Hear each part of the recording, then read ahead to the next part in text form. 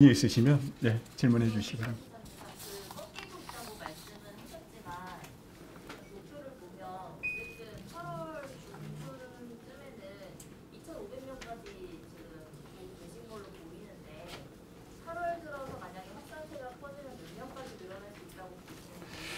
지금 그 숫자가 중앙도 그렇고 전문가 그룹도 그렇고 우리나라에 조금씩 그 당초는 28만 명까지 이렇게 예상을 했었고요. 그에 따라서 우리 돈은 1.5% 3월달 대유행기가 저희가 최고치가 1.5% 정도였습니다.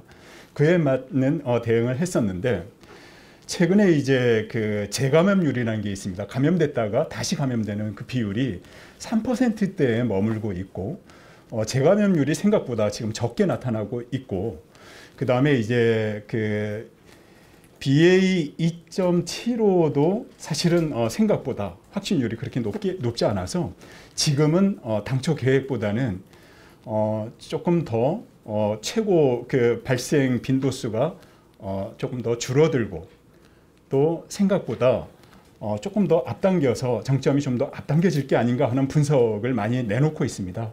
우리 돈은 뭐 전에 말씀드렸지만 상당히 선행에서 먼저 확진율이 굉장히 급증하였고 지금 현재 여러 가지 도표나 분석 그 내용에 의하면 아마 이번 주가 우리 도의 어떤 향후 그 방향을 가름할 수 있을 것 같은데 지금 상황으로는 모든 재생산 지수나 확진자 수나 발생 빈도를 분석해 봤을 때 이번 주에 아마 꺾이는 추세로 가지 않을까 예측하고 있습니다. 그래서 지금은 이제 당초 우리가 이제 20만 명 대비 일일 3천 명을 계산했었는데 그 단계까지는 가지 않을 것으로 판단하고 있습니다. 뉴스엔젤스 김진수 기자입니다. 네. 네. 그 확진자 예방 접종 관계 결정에서 보면 안전성이 문제가 아니고 효과성을 고려한 조치라고 했거든요. 근데 그 탑페이지를 보면 코로나19 예방접종 피해 보상 국가 지원 강화라고 예방접종 때 피해 보상을 받는 경우에 더 강화해준다는 내용인데 실제로 작년에 모더나를 접종하고 사망한 그 20대 초반 여성인 경우에 아직도 피해 보상이 안 됐다고 나왔는데 이럴 경우에 아직도 이게 그 피해 보상 만약에 사망을 하거나 피해를 입었을 경우에 아직도 그 정확하게 재빠른 이런 보상이 안 이루어지는데 또 다시 그런 상황이 발생을 할 수도 있지 않습니까? 그리고 이런 거에 대해서는 지금 작년에는 왜 아직도 그게 결정이 안 됐고 또 앞으로 이런 상황이 났을 때는 이걸 어떻게 대처를 할 건지 궁금해요. 네, 선생님 말씀하시겠습니까? 네, 답변 드리겠습니다. 네, 역학조사관 안성배입니다. 일단 앞서 말씀 주신 사례 같은 경우에는 진단이라든지 혹은 이제 이상 반응을 판단하는 데 있어서 검토할 사항이 굉장히 많았던 안건으로 조금 특이한 상황이라고 보시면 되겠습니다. 이외에 대부분의 지금 피해 보상 신청건들은 이제 순차적으로 계속 질병관리청에서 보상 여부를 심의해서 이제 그 결과를 통보 중에 있습니다. 지금 코로나19 관련해서 중앙정부 중대본에서는 지금 거리두기나 일정 회복 관련해서 전혀 조치를 취하고 있지 않습니까? 그런데 이제 저희들은 다 아시다시피 관광객이 굉장히 많지 않습니까? 그래서 안전 안심 관광 제주라고 내걸면서 일정 회복에 대한 좀 규제라든가 사회적 거리두기를 좀 강화하는 그런 조치가 없이 안전 안심 제주 관광이 될 수 있는지 거기에 대해서 여쭤보고 싶고요. 이걸 하기 위해서 중앙정부와 저희가 특별 대치도기 때문에 거기에 대해서 이 관광을 안심하게 하기 위해서 일정 부분 사회적 거리두기를 강화하거나 일정 회복을 조금 지원하는 건의하실 의향은 없으신지 거기에 대해서 말씀해 주십시오.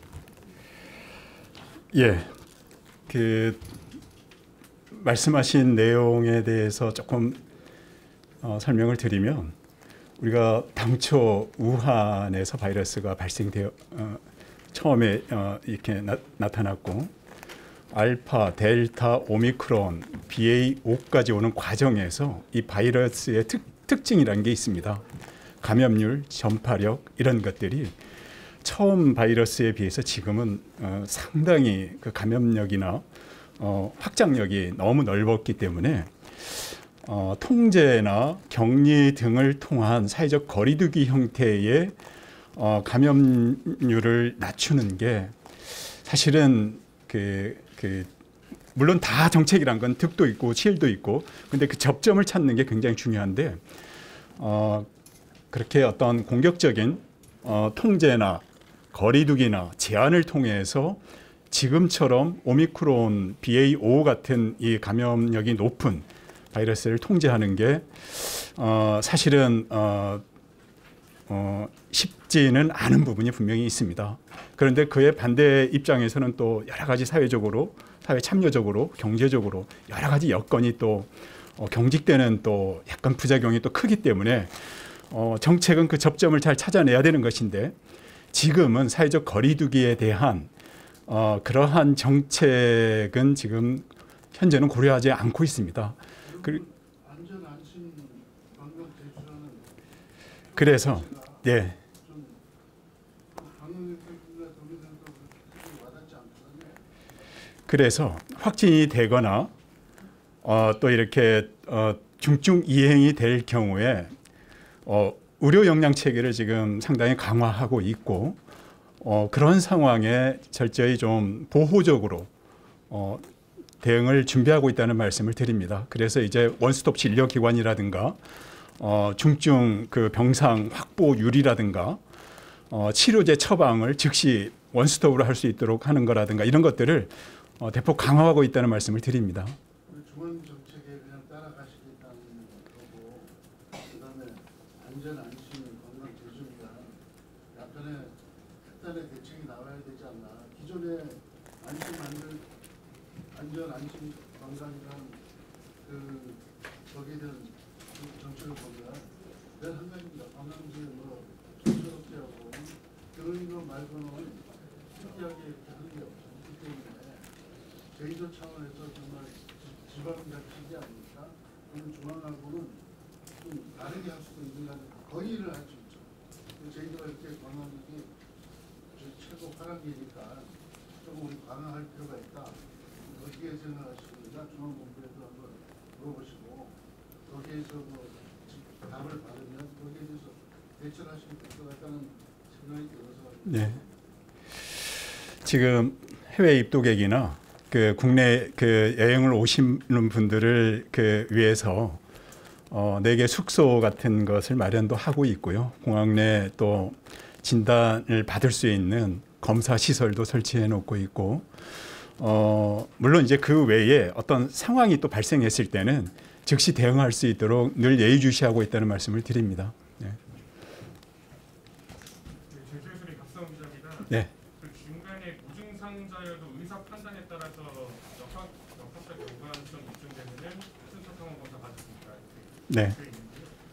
그 역학적 연관성 입증이라는 그 단계는 내가 밀접 접촉을 했다라고 이야기를 증언만 하면 이제 뭐 가능한 건지, 의사 판단에 따라서라는 표현도 그 의사에 따라서 개별적인 주관적인 판단이 개입되는 부분부터 여쭙고 싶고, 또 다른 질문은 현재 제주 지역 치명률이 0.07% 정도인데 이게 표본이 쌓이면은 전국 평균이랑 수렴할 걸로 예상을 했었는데 어쨌든 계속 제주도는 낮게 잡히고 있잖아요. 그 특별한 이유가 있는지 좀 설명해 주시면. 예. 그 전국 대비해서 이제 약 50% 정도의 치명률을 보이고 있습니다. 그 여러 가지 변수도 있고 대응 그 정책들도 있는데, 일단 전에도 말씀드렸지만 제주도는 이제 공공의료기관과 병상 확보율 그리고 시스템 대응 체계 자체가 조금 좀 빠르게 지금 진행되고 있다. 그래서 빨리 이렇게 입원을 시키고 이러한 과정 속에서 수치적으로 상당히 그 전국 평균에 비해서 치명률은 굉장히 낮게 나타나고 있습니다. 이게 굉장히 중요한 지표입니다. 그래서 이 부분은 뭐 숫자로 나타나는 사실적인 얘기이기도 하기 때문에 분명히 제주도는 가장 중요한 지표인 치명률이 중요한데 0.07%를 보이고 있다는 것을 말씀드리겠습니다. 그리고 첫 번째 질문은 좀 답변을 한번. 방역총괄과장입니다. 첫 번째 주신 그 질문, 그 무증상자여도 의사 판단에 따라 그 밀접 접촉자 등 역학적 연관성이 입증되면 그 건강보험 적용을 받을 수 있습니다. 그런 경우는 이제 확진자 가족 중에 확진자라든가 아니면 주변의 지인이라든가 동료가 이렇게 확진자라고 하면 뭐 어떤 그 확인서가 굳이 필요하지는 않겠습니다. 주관적 판단이 개입해야 되죠. 네, 그렇습니다. 네. 어떤 의사 찾아가면 되고 어떤 의사 찾아가면 안 되고 그런 가능성이 있을까요? 뭐 어디 가서 되고 안 되고 그거는 그 앞전에는 요게 지금 그 의료보험 적용이 안 됐거든요. 근데 이제 8월 1일부터는 이게 적용이 되고 있기 때문에 이 부분은 큰 문제는 없을 거라고 이제 판단이 됩니다.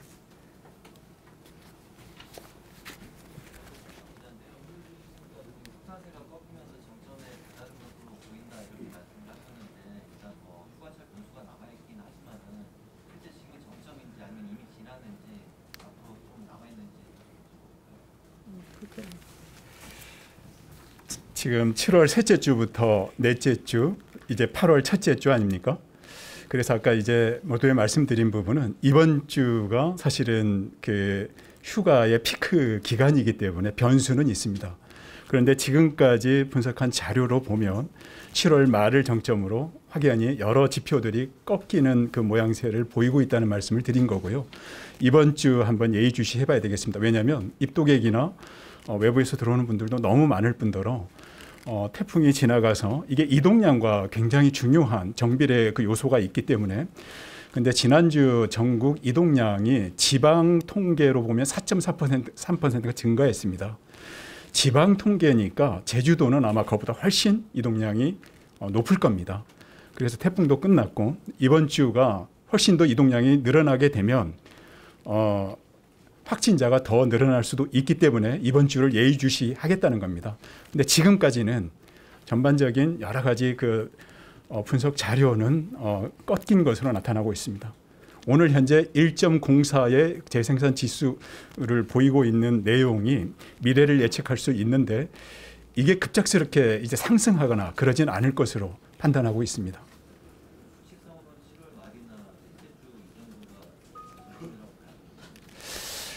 예, 방향은 이번 주 한번 지켜보고 예, 뭐 지금 전에도 말씀드렸습니다마는 전국은 아마 8월 중순경이 정점일 것이다 이렇게 분석을 하고 있고요. 중대본 같은 데서는 우리 도는 조금 더 앞섰기 때문에 전에도 말씀드렸지만 조금 더 일찍 정점을 찍지 않을까 이런 예상을 하고 있는데 이 뭐 바이러스라는 게 딱히 이렇게 정확하게 말씀드리긴 좀 부담스러운 면이 있습니다.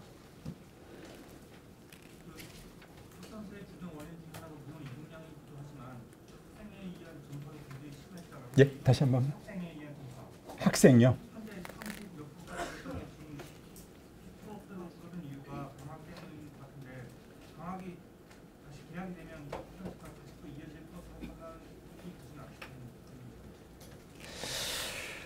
예, 그 최근에 몇 주 동안 학생들의 감염률이 굉장히 높았지 않습니까? 그래서 도교육청이나 학교를 중심으로 상당히 그러한 방역 노력을 많이 지금 하고 있는 것으로 알고 있고 또 학원 역시 철저하게 방역 대응을 하고 있는 것으로 알고 있습니다. 그런데 지금 방학을 해서 지금 현재는 정확히 말씀드리긴 좀 그렇습니다만은 지금은 현재 아마 집에 머무는 기간이 아닐까 이렇게 예상을 합니다. 그래서 이제 본격적으로 또 활동을 시작할 때 학원이라든가 프로그램들이 다시 진행되고 또 이렇게 집단 프로그램들, 학원 다시 그 개원 뭐 이런 상황들이 어떻게 될까에 대한 것은 저희가 예의주시하고 있다는 말씀을 드립니다. 예. 지금 말씀하신 것 쭉 들어보면 지난주에 날씨 상황이 태풍이나 비 날씨로 인해서 이동량이 줄고 활동량이 줄어든 데 대한 감소라고 보고 계신 건지. 여러 변수 중에 그렇게 이제 외생 변수가 여러 가지를 저희가 다 이렇게 나름대로 다 이렇게 분석해 봅니다. 그래서 이제 일반적인 패턴에서 그 주요 외생 변수들이 태풍도 있을 수 있고 관광객이 줄어들거나 늘어날 수도 있고 또 어느 집단 시설에서 집단 발생이 될 수도 있고 뭐 이런 것들이 다 이렇게 테이블 위에 올려놓고 그런 걸 이제 분석한다는 의미입니다. 그게 뭐 절대적인 그게 어떤 그 절대적인 뭐 어떤 상수로서의 어떤 의미가 있다 이런 것은 아니고요. 그런 영향도 미칠 것으로 판단한다는 겁니다. 그러면 지금 관광객 확진자들한테 숙소를 지금 격리 숙소를 따로 제공을 하고 있잖아요. 예, 네 곳이라고 하셨는데 예. 지난 한 달 동안 거기 입소자 수가 몇 명이고 현재 입소자 수가 몇 명인지 알 수 있나요? 그것은 확인해서 말씀드리겠습니다.